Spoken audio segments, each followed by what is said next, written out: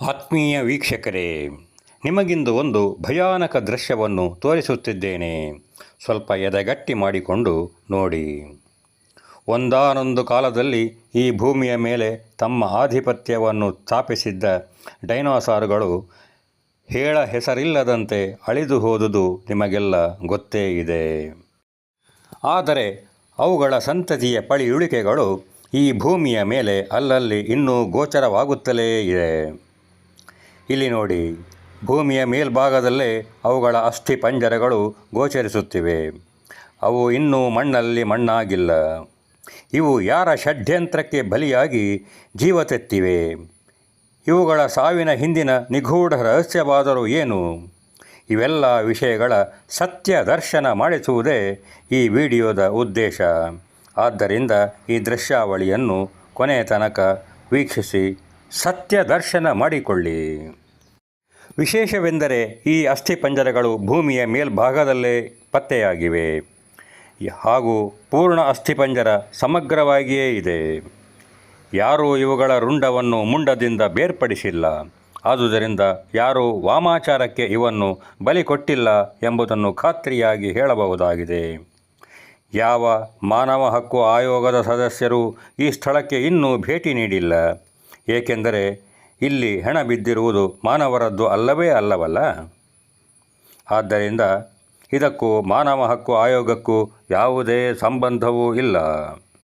ಇನ್ನು ಯಾವುದೇ ಪ್ರಾಣಿ ದಯಾ ಸಂಘದವರ ಕಣ್ಣಿಗೂ ಇವು ಬಿದ್ದಿಲ್ಲ. ಅವರ ಕಣ್ಣಿಗಿದು ಬಿದ್ದರೂ ಅವರು ಏನೂ ಮಾಡುವಂತಿಲ್ಲ. ಏಕೆಂದರೆ ಇವು ಈಗಾಗಲೇ ಪ್ರಾಣ ಕಳೆದುಕೊಂಡಿವೆಯಾದ್ದರಿಂದ ಪ್ರಾಣಿ ದಯಾ ಸಂಘದ ಪರಿಧಿಗೂ ಇವು ಒಳಪಡುವುದಿಲ್ಲ. ಇನ್ನು ಅರಣ್ಯ ಇಲಾಖೆ, ಇವು ಯಾವುದೇ ರಕ್ಷಿತ ಅರಣ್ಯ ಪ್ರದೇಶದಲ್ಲಿ ಪ್ರಾಣ ಬಿಟ್ಟಿಲ್ಲವಾದ್ದರಿಂದ ಅರಣ್ಯ ಇಲಾಖೆಯ ವ್ಯಾಪ್ತಿಗೂ ಇವು ಒಳಪಡುವುದಿಲ್ಲ. ಅಂತೂ ಇಂತೂ ಡೈನೋಸಾರ್ ಸಂತತಿಯ ಈ ದೈತ್ಯ ಹಲ್ಲಿಗಳು ಈ ಪ್ರದೇಶದಲ್ಲಿ ಪ್ರಾಣ ತೆತ್ತು ಅನಾಥ ಶವವಾಗಿ ಬಿದ್ದು ಕಾಲಾಂತರದಲ್ಲಿ ಅಸ್ಥಿ ಪಂಜರಗಳಾಗಿ ಬದಲಾಗಿವೆ. ನಿಜಕ್ಕೂ ಮೈಝುಮ್ಮೆನಿಸುವ ಭಯಾನಕ ದೃಶ್ಯವಿದು.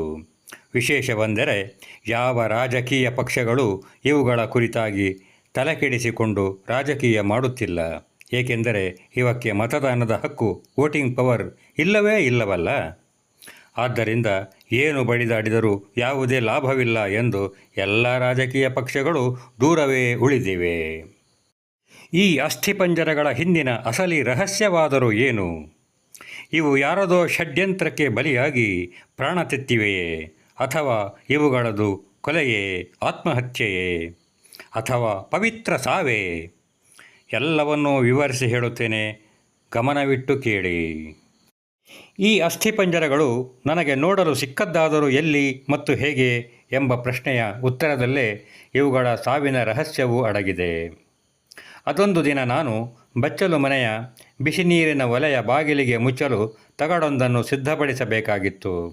ಅದಕ್ಕಾಗಿ ದೇವಸ್ಥಾನವೊಂದರ ದೀಪದೆಣ್ಣೆಯ 15 ಕಿಲೋ ಗಾತ್ರದ ದೊಡ್ಡ ಖಾಲಿ ಡಬ್ಬಿಯೊಂದನ್ನು ಖರೀದಿಸಿ ತಂದೆ.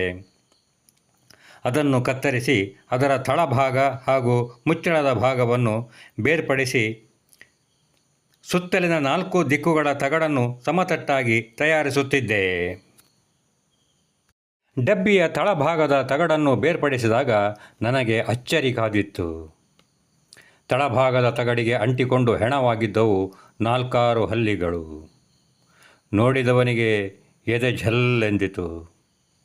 ದೇವಸ್ಥಾನದಲ್ಲಿ ಯಾವ ದೀಪದ ಬೆಳಕಿಗೆ ಬರುವ ಕೀಟಗಳನ್ನು ಹಾತೆಗಳನ್ನು ತಿಂದು ಉಂಡು ಜೀವನ ಸಾಗಿಸುತ್ತಿದ್ದ ಹಲ್ಲಿಗಳು ಅದೇ ದೀಪದ ಎಣ್ಣೆಯ ಖಾಲಿ ಡಬ್ಬದ ತಳಭಾಗದಲ್ಲಿನ ಎಣ್ಣೆ ಕುಡಿಯಲೆಂದು ಹೋಗಿ ಡಬ್ಬಿಯ ಗೋಡೆಗಳನ್ನು ಹತ್ತಿ ಹೊರಬರಲಾಗದೆ ಬೇರೆ ಆಹಾರವೂ ಸಿಗದೆ ಅಲ್ಲೇ ಪ್ರಾಣ ತೆತ್ತಿದ್ದವು. ಇದಲ್ಲವೇ ನಿಜವಾದ ಪವಿತ್ರ ಸಾವು? ಹೌದು, ಪವಿತ್ರ ಸಾವು, ಪವಿತ್ರ ಸಾವು. ಹೀಗೆ ಮನೆಯ ಹಲ್ಲಿಗಳ ಅಸ್ಥಿ ಪಂಜರಗಳನ್ನೇ ದೊಡ್ಡದಾಗಿ ಚಿತ್ರಿಸಿ ವಿಡಿಯೋ ಮಾಡಿಟ್ಟುಕೊಂಡಿದ್ದೆ. ಆದರೆ ಅಸಲಿಯತ್ತು ಗೊತ್ತಾಗಲೆಂದು ಕೊನೆಗೆ ಆ ಚೌಕನೆಯ ತಗಡಿನ ಪೂರ್ಣ ನೈಜ ಚಿತ್ರಣವನ್ನು ತೆಗೆದುಕೊಂಡಿದ್ದೆ. ಈ ದೃಶ್ಯಾವಳಿಯ ಕೊನೆಗೆ ಅದನ್ನೇ ನೀವು ಕಾಣುವಿರಿ. ಈ ದೃಶ್ಯಾವಳಿ ವೀಕ್ಷಿಸಿದ ನಿಮ್ಮಲ್ಲಿ ಹಾಗೂ ಇತರ ಮಾಧ್ಯಮಗಳ ವರದಿಗಾರರಲ್ಲಿ ಒಂದು ವಿನಂತಿ ಏನೆಂದರೆ ಈ ಚಿತ್ರಣವನ್ನು ತಾವು ಖುದ್ದಾಗಿ ನೋಡಬೇಕು ಅಥವಾ ಚಿತ್ರಿಸಿಕೊಳ್ಳಬೇಕು ಎಂದು ನನ್ನ ಮನೆಗೆ ಎಡತಾಕಬೇಡಿ. ಏಕೆಂದರೆ ಈ ತಗಡುಗಳು ಈಗಾಗಲೇ ಗುಜರಿ ಸೇರಿ ಬಹಳ ದಿನಗಳೇ ಆಗಿವೆ. ಆದ್ದರಿಂದ ಮತ್ತೊಮ್ಮೆ ಈ ದೃಶ್ಯಾವಳಿಗಳನ್ನು ನೀವು ಚಿತ್ರಿಸಲು ಸಾಧ್ಯವಿಲ್ಲ. ಆದ್ದರಿಂದ ಈ ದೃಶ್ಯಾವಳಿಗಳನ್ನೇ ಮತ್ತೊಮ್ಮೆ ವೀಕ್ಷಿಸಿ ತೃಪ್ತಿಪಟ್ಟುಕೊಳ್ಳಿ. ಧನ್ಯವಾದಗಳು, ಧನ್ಯವಾದಗಳು, ಧನ್ಯವಾದಗಳು. ಈ ಪವಿತ್ರ ಸಾವುಗಳ ದೃಶ್ಯಾವಳಿ ನಿಮಗಿಷ್ಟವಾದರೆ ದಯವಿಟ್ಟು ಒಂದು ಲೈಕ್ ಕೊಟ್ಟು ನಿಮ್ಮ ಆಪ್ತೇಷ್ಟರಲ್ಲಿ ಶೇರ್ ಮಾಡಿ. ಅವರಿಗೂ ಈ ಪವಿತ್ರ ಸಾವುಗಳ ಪುಣ್ಯ ದರ್ಶನ ಸಿಗುವಂತೆ ಮಾಡಿ.